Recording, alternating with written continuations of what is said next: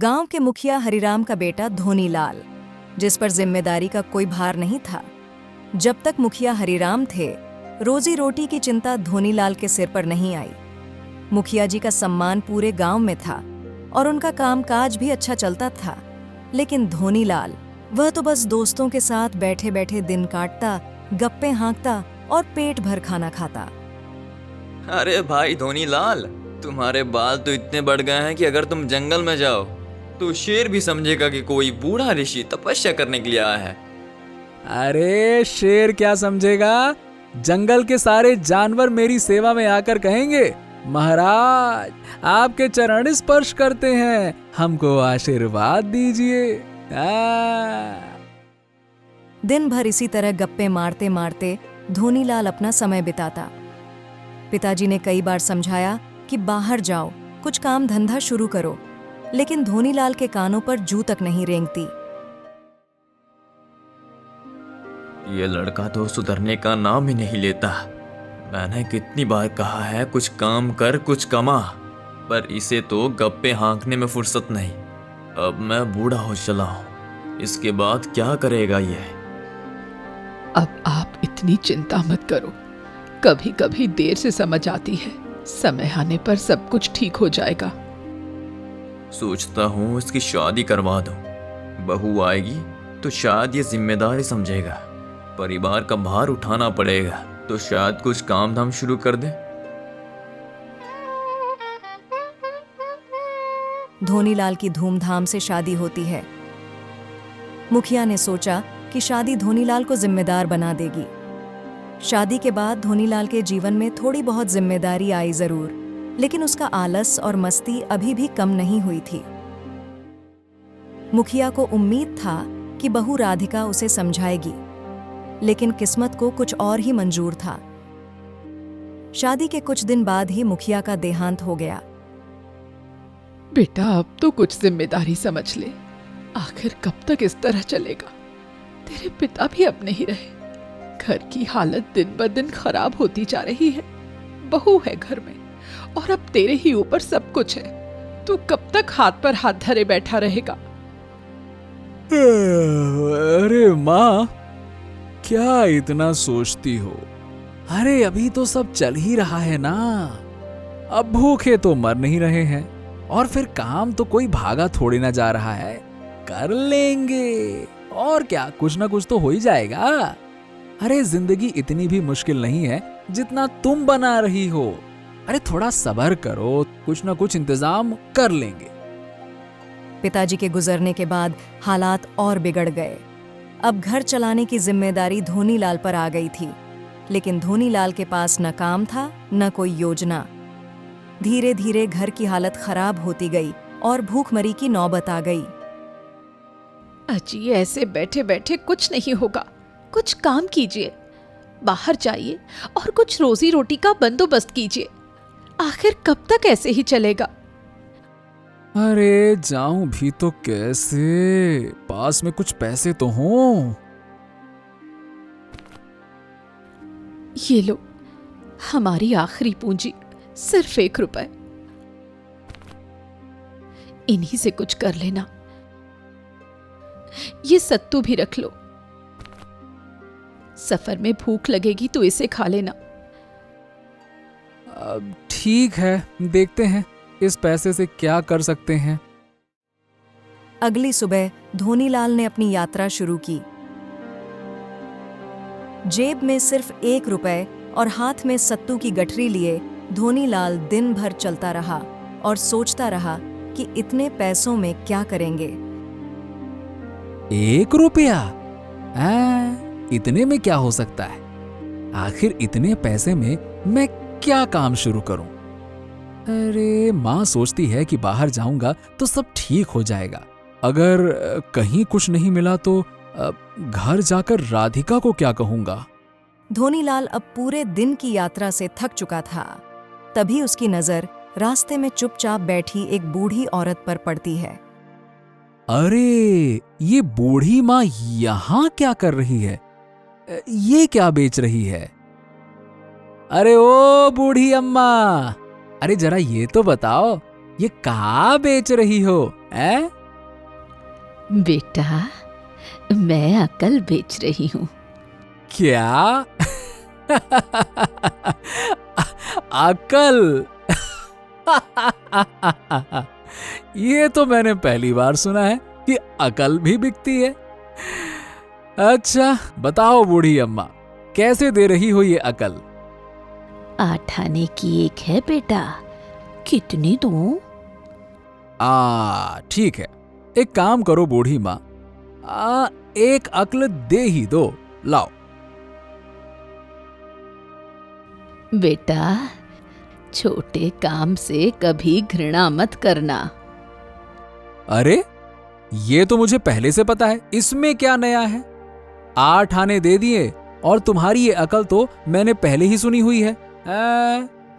जानते तो होगे बेटा, लेकिन जब तक इसे पैसे देकर खरीदोगे तभी तुम इसकी असली कीमत समझोगे। अब इसे हमेशा याद रखोगे, क्योंकि इसे अब तुमने खरीदा है। अब ठीक है बूढ़ी माँ, अब मेरे पास 8 आने बचे हैं, एक और अक्ल दे दो।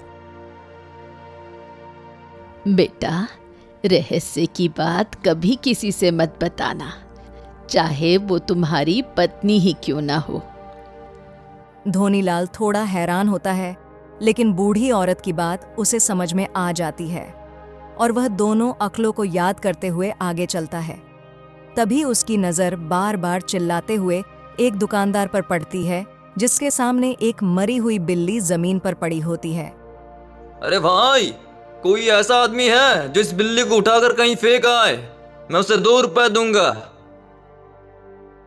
अरे एक मुखिया का बेटा होकर क्या मैं ये काम कर सकता हूं? मरी हुई बिल्ली को उठाकर फेंकना तो बहुत नीच काम है, हैं? लेकिन पैसा तो क्या मुझे करना चाहिए? बूढ़ी माँ ने कहा था कि छोटे काम से कभी घृणा मत करना, और अगर मैं ये काम करता हूं तो मुझे 2 रुपए मिलेंगे। वाह, इतने पैसे से तो मैं कुछ ना कुछ तो कर पाऊंगा।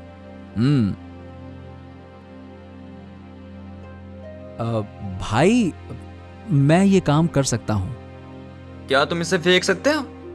हाँ, मतलब मैं इसको फेंक सकता हूं। 2 रुपए मुझे दे दो। ठीक है, ये लो अपने 2 रुपए और उठाओ इसे। धोनीलाल सिक्का लेता है और बिल्ली को हाथ में उठाए चल पड़ता है।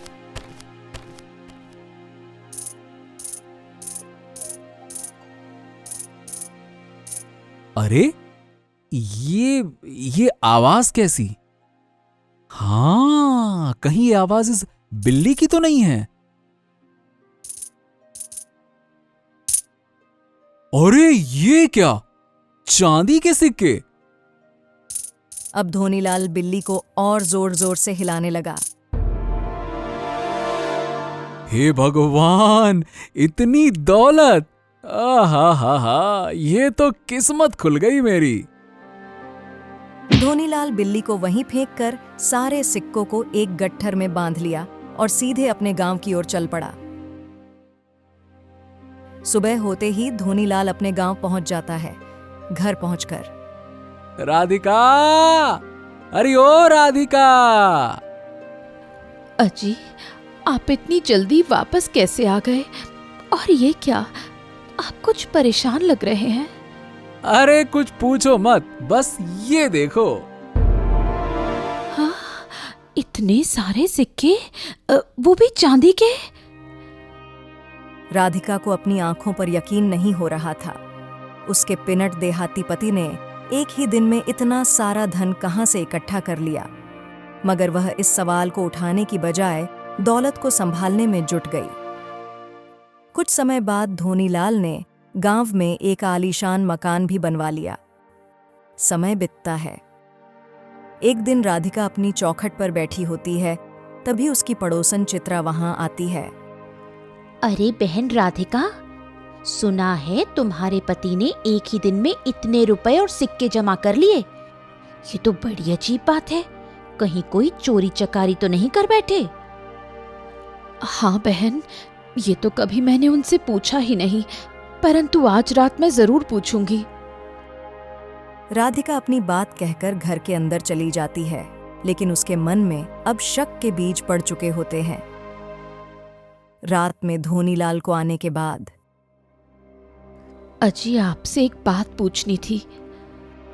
अरे भगवान, आज फिर क्या नया सवाल आ गया? अच्छा चलो ठीक है, पूछो पूछो, जल्दी पूछो, क्या पूछना है? उस दिन आप जो ढेर सारे सिक्के और सोने की मुद्राएं लेकर आए थे, वो कहाँ से मिली थी?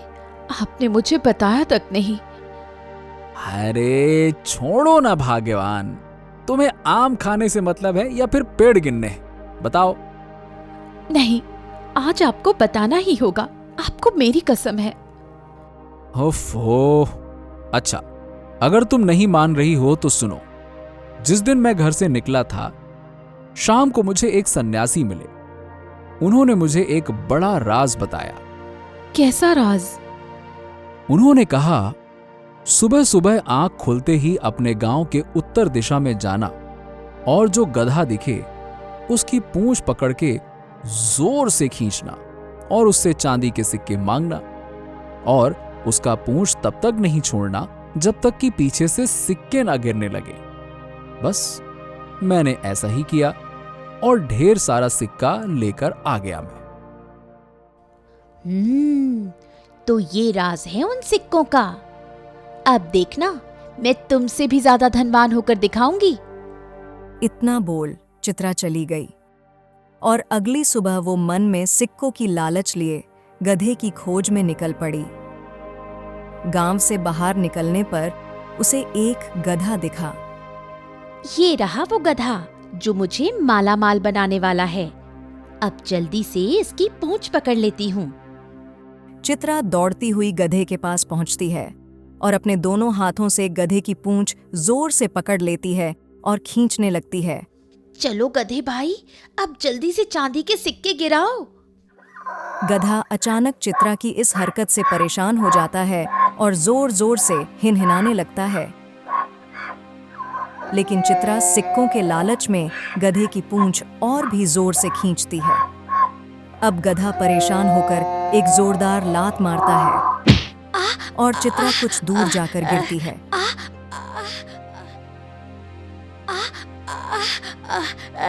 अरे ये क्या हो गया?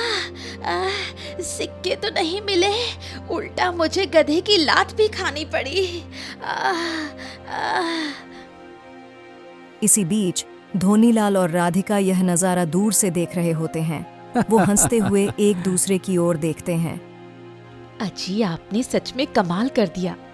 देखिए ये पड़ोसन कैसे धोखा खा गई। अरे तो मैंने तो पहले ही कहा था। अरे भाग्यवान, ईर्ष्या की आग में जलने वालों का यही अंजाम होता है।